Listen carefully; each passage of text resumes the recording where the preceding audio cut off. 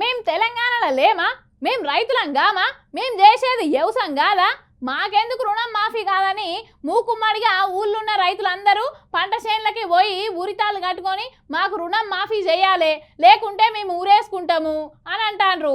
మరి ఈ ముచ్చట ఏడ జరిగింది, ఏడైంది అన్నీ అరుచుకుందాం పాండ్రి.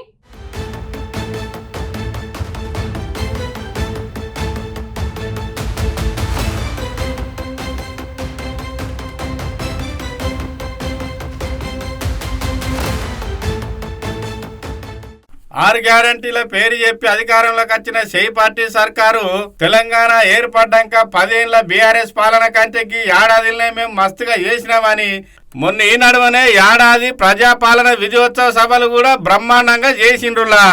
ఐదో దిక్కేమో విజయవంతంగా ఏడాది పాలన ముగించుకున్నామని మంచిగా సంబరాలు చేసుకుంటా ప్రజలకిచ్చిన హామీలన్నీ ఒక్కొక్కటి నెరవేరుస్తానమని చెప్పుకుంటా అంటే ఇక ప్రధానంగా యావత్ తెలంగాణ రైతాంగానికి ఇచ్చిన హామీ ప్రకారం 2 లక్షల రుణమాఫీని మొత్తం కంప్లీట్ చేసినామని గప్పాలు కొడుతున్న షెయి సర్కారుకు అసలు ఇంతవరకు రుణమాఫీ ఎంతమందికి అయిందనే లెక్క లేకుండొచ్చు కావచ్చునా. సర్కారు దగ్గర లెక్కలు బరాబరే ఉన్నాక సర్కారేమో మేము రుణమాఫీ అందరికి చేసినామని అనవచ్చే.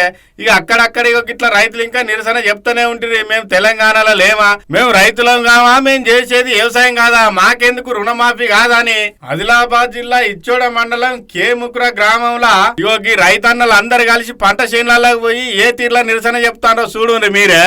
రైతు భరోసా రుణమాఫీ, రైతు భరోసా రుణమాఫీ, ఇక మాకు మిగిలింది రైతు భరోసా వెంటనే, రైతు రుణమాఫీ వెంటనే, రైతు భరోసా వెంటనే. జై జవాన్, జై జవాన్, రైతు భరోసా.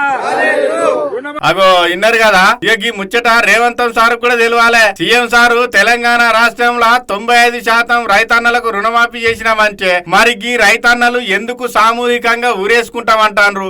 మరి వీళ్ళు ఎందుకు రుణమాఫీ కాలేదు, వీళ్ళకు రైతు బంధు ఎందుకు రాలేదు? మరి ఎవరు చెప్పాలి సారు? ఇక చూసినారులా దీన్ని బట్టి అన్న అర్థమైతుందా లేదా షెయి పార్టీ సర్కార్ దగ్గర రుణమాఫీకి సంబంధించిన లెక్క చక్కగా ఉన్నట్టా లేనట్ట? అయితే ఈ వీడియో చూసినాకనన్న రేవంత్ సార్ గాని వ్యవసాయ మంత్రి గాని మరి ఏం మాట్లాడతారో చూడాలి గాని, ఓ అన్న తాతలు తండ్రులు ముత్తాతల కాలం నాడు నుంచి వ్యవసాయం చేసుకుంటాను, రైతు బంధులు రుణమాఫీలు అయితేనే వ్యవసాయం చేస్తానమా?